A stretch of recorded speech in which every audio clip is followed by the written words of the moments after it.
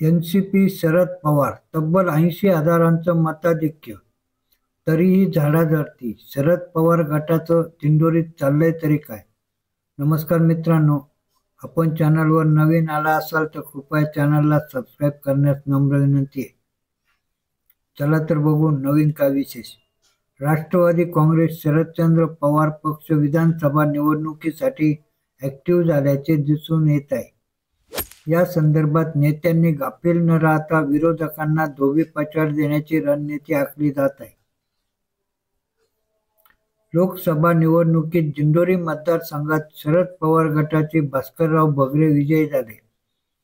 त्यांना दिंडोरी विधानसभा मतदारसंघातून तब्बल 80,000चे मताधिक्य मिळाले आहे.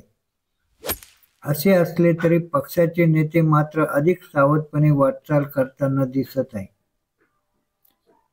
बगरेंना 80,000 मताधिक्य मिळूनही पक्षाचे नेते समाधानी नसल्याचे स्पष्ट होत आहे. त्यांनी कार्यकर्त्यांना हुरळून न जाता विधानसभा निवडणुकीची तयारी करावी अशा सूचना दिल्या आहेत. ज्या बूथवर कमी मते मिळाली त्याचा आढावा घेण्यात यावा, त्याची कारणे शोधून उपाययोजना करावी अशा सूचना देण्यात आल्या आहेत. त्यामुळे ज्या भागात राष्ट्रवादी काँग्रेसला एनसीपी शरद पवार कमी मतदान झाले तेथील पक्षाचे कार्यकर्त्यांनी पदाधिकाऱ्यांची आता झोप उडाली आहे. विशेषतः ज्या इच्छुकांनी उमेदवारीसाठी मागणी नोंदवली आहे त्यांना या निर्णयामुळे कमी मतदान झाल्याची कारणे शोधण्यात व्यस्त व्हावे लागेल. लोकसभा निवडणुकीत भाजपच्या भारती पवार दिंडोरी विधानसभा मतदारसंघात 80,000 मतांनी मागे होत्या. राष्ट्रवादी काँग्रेस शरदचंद्र पवार पक्षाचे भास्कर बगरे यांना 1,38,189 मते मिळाली होती.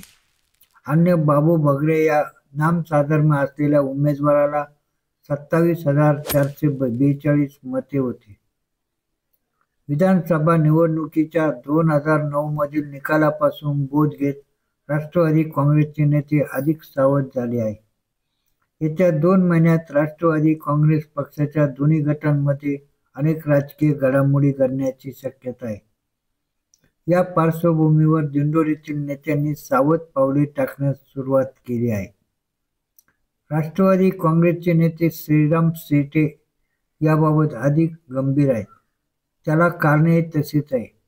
2009च्या लोकसभा निवडणुकीत नरहरी झिरवाळ यांना दिंडोरी मतदारसंघात 55,881 मतांची आघाडी होती. भाजपचे हरिश्चंद्र चव्हाण 2009 मध्ये विजयी झाले होते. त्यानंतर झालेल्या विधानसभा निवडणुकीत शिवसेना ठाकरे गटाचे धनराज महाले 149 मतांनी विजयी झाले होते. त्यामुळे नरहरी झिरवाळ यांची 35,000 मतांची आघाडी शून्यावर आली होती. त्यामुळे पक्ष यंदा अधिक सावध झाला आहे.